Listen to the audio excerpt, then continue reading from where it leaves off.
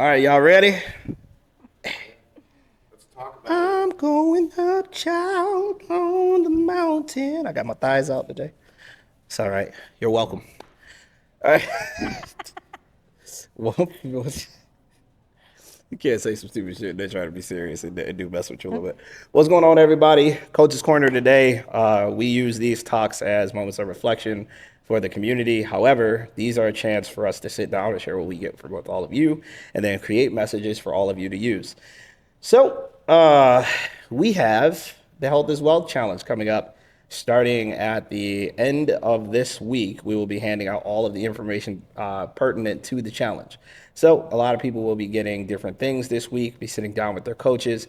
I suggested everyone suggest this to their clients unless their diet doesn't call for it, the diet they're already on. So, if someone's out there kind of, for lack of a better way to put it, just doing whatever they want, then this is a great chance for us to help you make better decisions based on the things that we're going to share with you. So I suggested that all clients hop on this, regardless of dietary restriction. The only people I'm leaving out is the vegans. Vegans clearly are most of the time already have whole food diets, but ironically, I actually think I want to incorporate them too. You just won't eat all the same sources as everybody else. Your coach should specify that. All right. So this whole thing is about we like to share what we come up with, what bothers us, or what lessons we learn. And today was a very interesting one, right? Right. I'm gonna pour this water. You want to chill? You want to tell people? Pour this dirty ass water. So we got into topic of conversation Want some dirty because water? of want some dirty water? Is that what Yeah, you that's what I said. Yeah, I'm a food fight. I don't need any more of that. Fair. we got is it good? It's dirty as hell. Nasty. We I definitely would like this, but you just didn't have a glass, so. You gonna talk about it? I feel like I'm gonna keep talking about dirty water because I can't keep a straight face. Hey, yo, So. you're not into dirty water? Some plankton in this right now.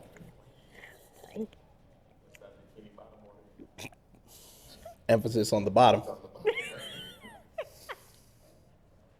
It's a great start to a video. Do you want to tell us what you learned today?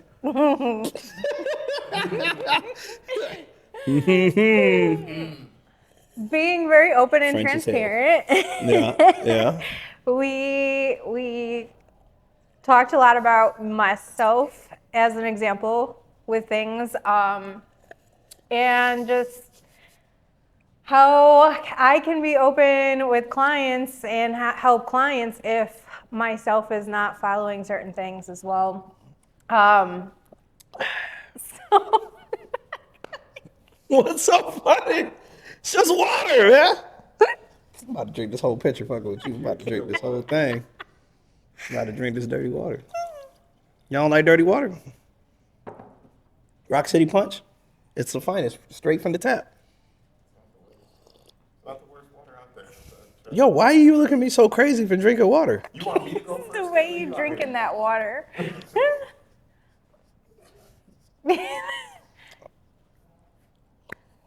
You want to start it off? I'll pick it up. Yeah. Oh, this video about to be crazy. I was going somewhere with it and I just can't think straight. Now you just think about dirty water.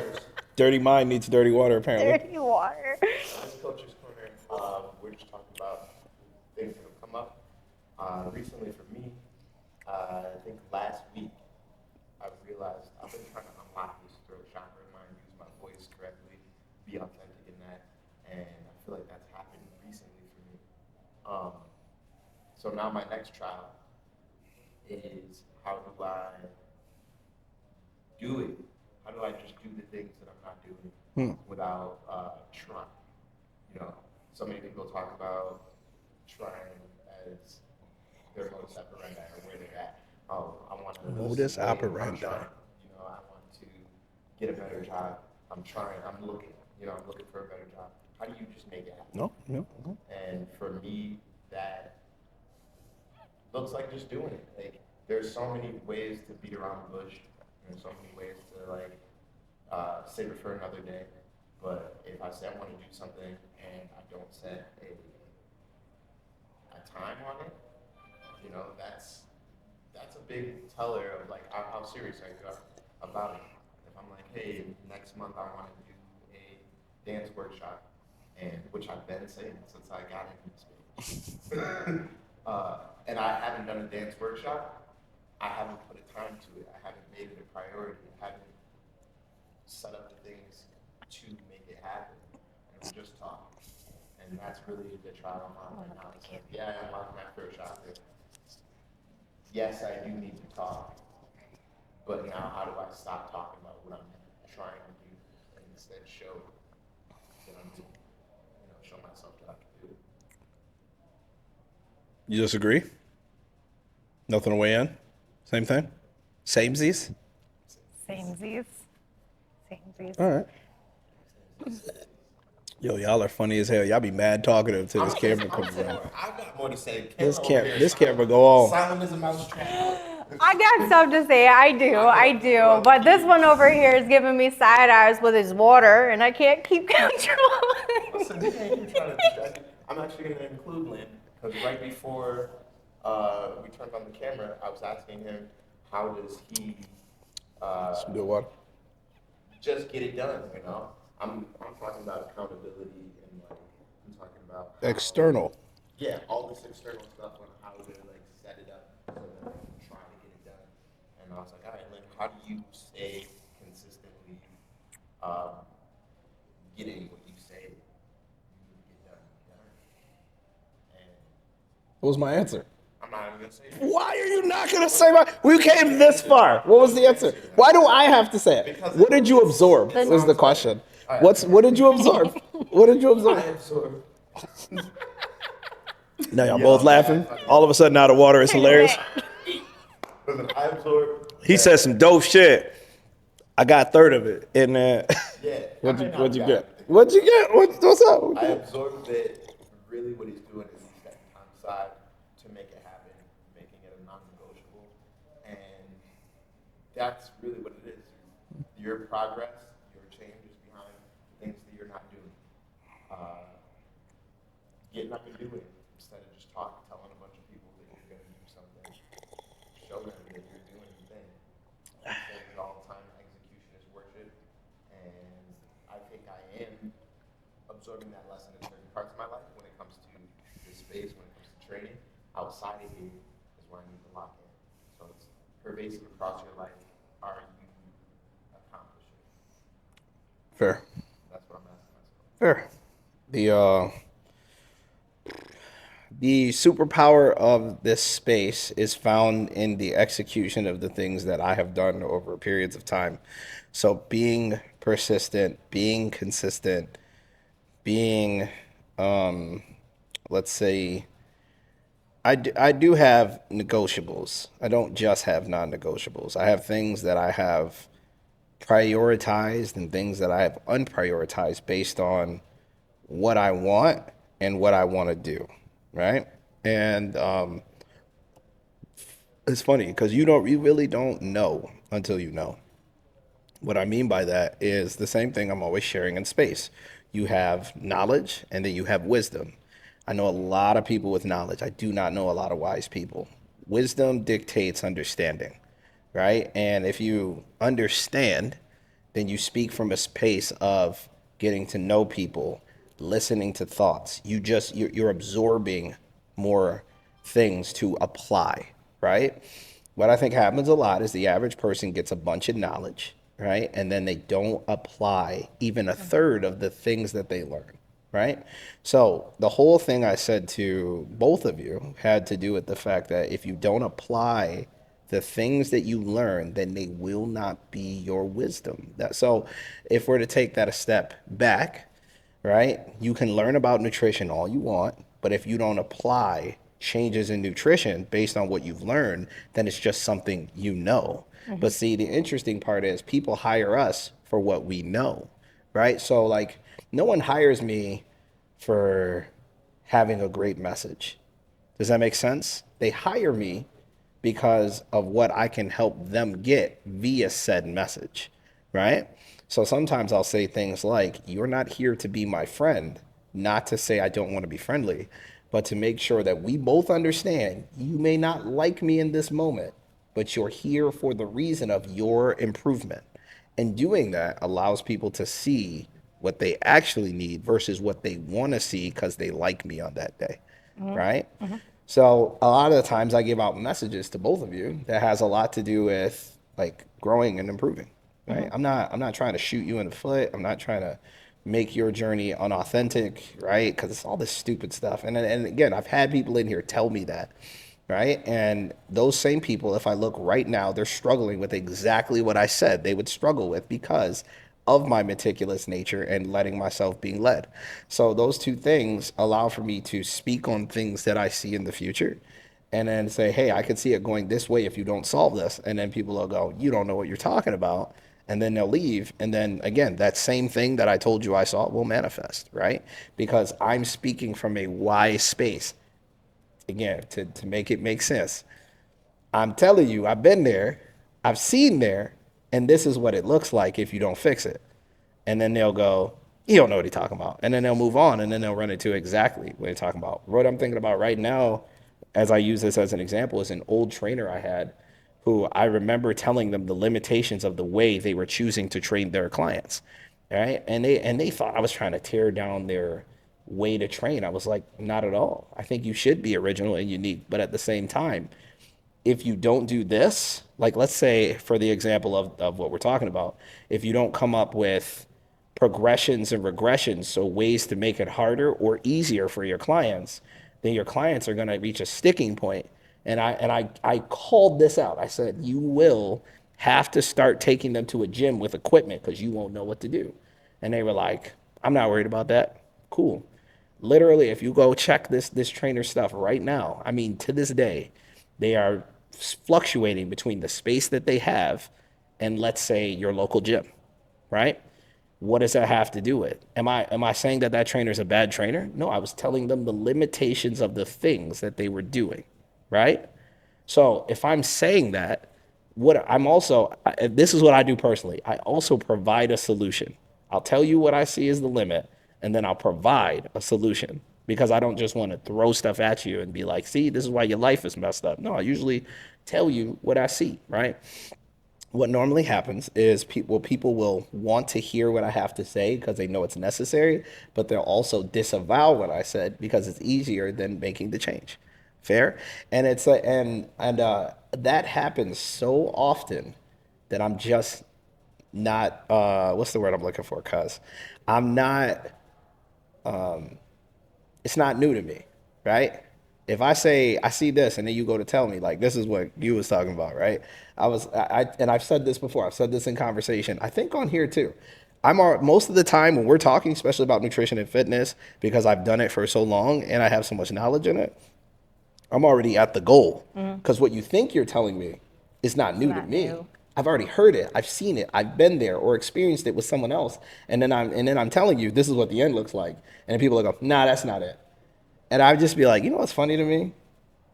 I've already answered your question, right? Like, and again, sometimes it's the whole, you got to walk through it to kind of see it. But a lot of the times people don't want to see it, right? And that's where the conversations come in. That's good. So actually when you were telling me a lot of things. Yeah, we was talking about Kayla. Kayla did that. Yep. She just told herself when you was telling me about it. All right, You cool. said Confessional. too, actually, I said it's something we this talked to about. you. I didn't say it was all of that. Well, when we were talking about it, I'll admit it. That's what Fair. we said. That's fair. First step is admittance. That's fair. So That's fair.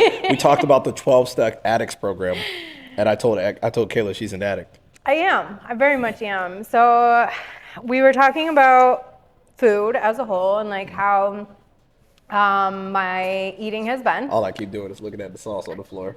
I swear to you, that's all I've been looking at for the last couple minutes of this conversation. To background the sauce, I brought in some sauce with my A drizzle meal. of sauce. We should be I very didn't clear. say drizzle. We should be clear. It's a drizzle. It's super important that people understand it's a drizzle. Why is that The important? Chipotle cup that you get like your, what is that, salsa and guacamole in? Yeah, I have one of those and I poured some boom boom sauce in it to bring for my meal. Should we talk about To why that's dip funny? in it. Should we talk about why that's funny? Go ahead. Yeah, no. Why is it funny? Why is it funny? Why is it funny? I'm asking. Right? Because what did I say? I was like, how much sauce is that? And you were like 120 calories. Right off the bat, like You with asked no me how many questions. calories were in And then it. I asked, I said, how many calories are in that? After you said it. The original statement did not ask how many calories. I said, what sauce is that? You about to put it on your stuff? And then you said, I need a little sauce because it'd be dry. And I said, is it dry? I said, can me and Devin try some? I tried some. I was like, this is not dry. It wasn't dry. Right? And then I said, do you really need the sauce on it? And then you were like, it's 120 calories. And I was like, that was the justification. Is that not the justification? Right? The first thing you went to do when I asked about the sauce is justify the sauce. Fair? And again, it's less about like, see, Caleb made a mistake, and more along the lines of, this is what we do. What we do is we find something that we don't want to give up and we want to justify it. It's fair. Like, it's, again, I think people need to understand that we're fucking human. Like, I'm not some superhuman person. I just happen to do things you don't want to do, and that's why I look the way you want to look. Like, that's a lot of what happens, right? Man, Lyndon's a big guy. Yeah, again, they saw me today. I was throwing around the 170-pounder, and I'm like dying. I'm dying under it though. My arms are shaking, my legs are fighting me. But the first 2 times I swung it, my feet moved, right? Most people would have got scared and gave up. I didn't. I was like, all right, I can do this. And I kept doing it. And then eventually I created enough stability to do 3 in a row, right? There's a whole lesson there too. Like but I want to, matter of fact, let's go into that lesson and then we'll come back to the topic. Fair? Okay, the lesson in me going from 2 times and being fearful and almost failing and then being able to do 3 is consistency. If I didn't stick with it, then there's no way that it could have showed up. What we talk about? We talked about the 3 C's last week, right? Okay, what's the 3 C's? Challenge. Choice. Change. Right? And I said, that's the order they go in. You actually gave them in the order they go in, right? The challenge was the swing, right? That was the challenge. What was the choice? To do it or not do it. To keep going, right? And then what was the change? From set 1 to set 3, what was the change? Stability. Strength, right? But the biggest lesson was as I did it more, I became more confident and my reps became better, right? I'm still looking at that damn sauce. You know why I'm looking at that damn sauce? It's nothing to do with the fact that it's the sauce. It has everything to do with the fact that I feel like this sauce is the representation of so many people's goddamn issue, right? And again, a coach will look at you and see it and say, hey, I see the problem, right? Like we'll say that. We see the problem. We're trying to help you with what the problem is. And depending on your coach, how direct they are, how indirect they are, what they think you'll receive, sometimes the message is right in your face and you just refuse to see it, right? Sometimes the coach is just bad at telling you, but I'm telling you right now, that's not a problem for me, right? Oh, I know. She said, damn, I know. I'm gonna name this Boom Chicka Wow Wow. That's gonna be the name of this coach's corner. Boom Chicka Chicka Wow Wow. Wow, and then sauce at the end. Sauce. That was it. Boom Chicka Wow And I Wow. think something that's cool about what Lynn was saying is you have a plate, a plate that represents who you are, all the stuff in your life is on this plate. And if you say you want to make change, I think we all need to realize that the more room you clear on your plate, the more you're willing to let go of, the more change you actually have Fair. capacity for. Fair. Like, that is it. I'm not mad at that. This is where I was getting at. Yeah, go ahead. Story time. Story time. Because it takes me time to process things, and all good. it's crazy though because Let me get some water. more water. Add the water. Look, I done damn near drank the whole thing. Nobody want none of this Flint water? No. It's Rock City. It's right. It's Rochester water. It's not Flint. Yeah, might as well have I my just boom dribble boom on myself talking trash. Water different. I would not even play. I wouldn't even play with it. I would not be drinking. Gross. Yeah, no, I actually would be pungent. Yeah, I'm not. We wouldn't be in this room talking. So, Kayla, it's your turn. About the sauce. What were you gonna say? So story time. Stick with me on this. So basically, everything he said applied to something that I thought about yesterday. I was making a cake with my boys because they have a cake bake auction today for Cub Scouts. So we had to create this cake in a design of whatever they wanted so that they can auction it off. And my boys get pretty crazy with things that they want, and I'm not a baker. So I thought about a story as I was making the cakes because I got frustrated. And it just, everything you were saying to me today tied into this story as well. So sometimes we pray for the cake. We pray for the item that we want. And then we're given those items. We're given all the materials to make this cake. Your oil, your eggs, your cake mix, the oven, everything's provided to you. Who's cooking from a box? Huh? No, continue. He just threw you for a loop, didn't he? He did. He just asked about the baking process. No, I made it all by scratch. But I'm just saying, sometimes we're provided all those ingredients.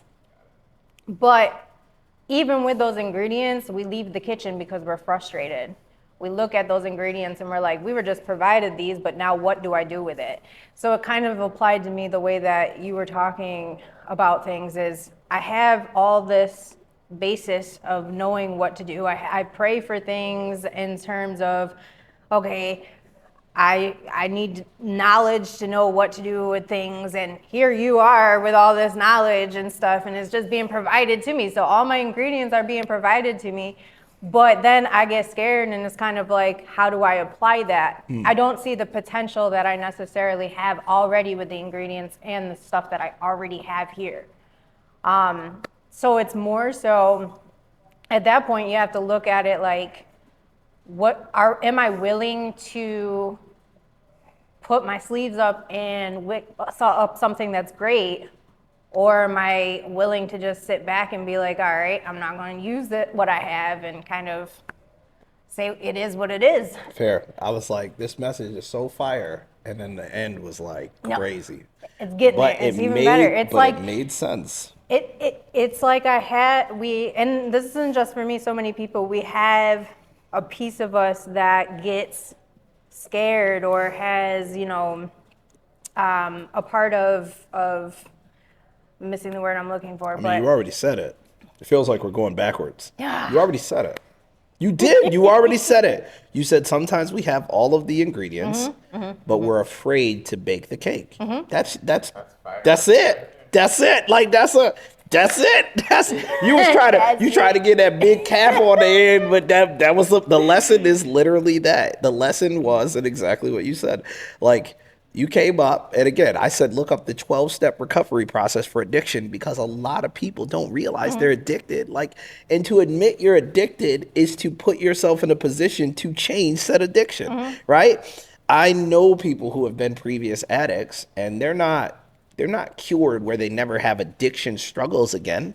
No, they consistently have to overcome being addicted. And it might not be, most people just assume addiction and drugs are the same. That's it. They're not the same thing. Right. I could be addicted to going to school. I could be someone who's like, let me get all the doctorates, and then I never do anything with all that education. I could be addicted to learning. I could be addicted to being depressed. I could be addicted to being anxious.